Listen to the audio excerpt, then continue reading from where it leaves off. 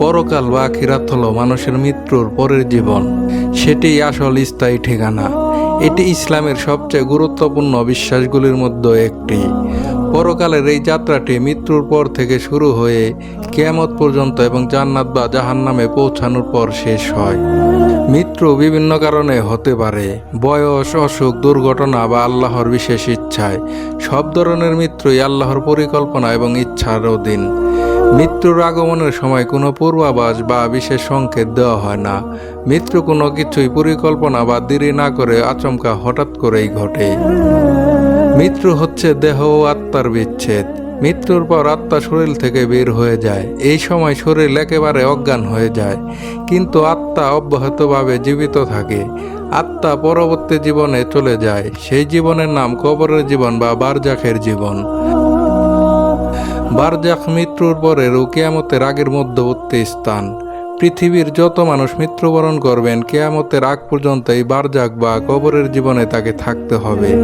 অন্যভাবে বলতে গেলে মানুষের আত্মা কিছু সময়ের জন্য পৃথিবী থেকে আলাদা হয়ে যায় এবং কবরের মধ্যে বসবাস করে।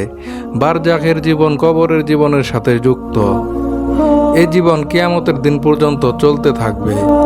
বারজাখের জীবন মানুষের জন্য একটি বিরাট বাস্তবতা। এটি হায়াতের জীবন এবং পরকাল এর মধ্যে সেতুবন্ধন। ইসলামিক দৃষ্টিতে এটি মনে রাখা গুরুত্বপূর্ণ যে আমাদের পৃথিবী ও পরকালের জীবন একে অপরের সাথে সংযুক্ত এবং আমাদের ভালো আমল কর্ম আমাদের পরকালের শান্তি এবং সফলতার দিকে পরিচালিত করবে। বারজাকে মৃত ব্যক্তি তার আমল কর্ম অনুযায়ী দুটি মূল অভিজ্ঞতার মধ্যে একটিতে পরিণত হয়। যারা এই দুনিয়াতে সৎকর্মী ছিল তাদের কবর প্রশস্ত এবং সেখানে শান্তি অনুভূত হবে।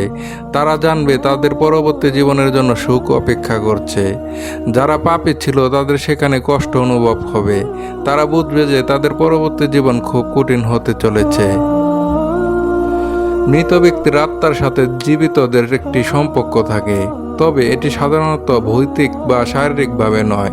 মৃত ব্যক্তির আত্মা কখনো কখনো জীবিতদের কাছে দোয়া বা বিশেষ সাহায্য চাওয়ার জন্য আসতে পারে। বিশেষ করে ঘুমের ঘরে স্বপ্নের মাধ্যমে মৃত ব্যক্তির আত্মার সাথে সাক্ষাৎ হয়। তবে এসব বিষয়ে অতিরিক্ত বিশ্বাস করা ইসলামে অনুমোদিত নয়। যখন পৃথিবী ধ্বংস হবে এবং আল্লাহর সামনে সকলের আমল কর্ম পেশ করা হবে, তখন বারজাখের জীবন শেষ হবে। মানুষ তার পাপ ও সৎকর্মের ফল ভোগ করতে কিয়ামতের দিন আল্লাহর বিচারের জন্য উপস্থিত হবে। কিয়ামতকে মহাবিপদের দিন বলা হয়। এটা এমন একটি সময় হবে যখন সারা পৃথিবী ধ্বংস হয়ে যাবে এবং পাহাড়গুলো উড়িয়ে দেওয়া হবে। আসমান থেকে বৃষ্টি পড়বে না। সমস্ত মানুষের কাজকর্মের হিসাব নেওয়া হবে এবং মানুষ তার সমস্ত আমলকর্ম সম্পর্কে জিজ্ঞাসিত হবে।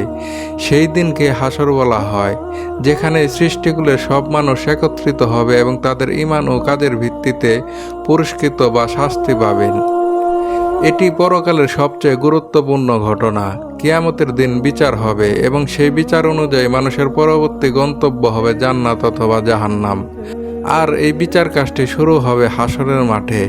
হাসরের মাঠ থেকে জান্নাত জাহান্নাম পর্যন্ত এই মধ্যবর্তী স্থানে বিচার কাজ শুরু। আমলনামা দেওয়া, মিজান, পুলসিরাত, তার অনেকগুলো পরকালের ঘাঁটি রয়েছে। আমাদের এই ভিডিওতে খুবই সংক্ষিপ্তভাবে সামান্যতম পরকালের বর্ণনা দেওয়ার চেষ্টা করেছি। ভালো লাগলে পরবর্তী ভিডিও দেখার জন্য লাইক, কমেন্ট, সাবস্ক্রাইব করে সাথেই থাকুন।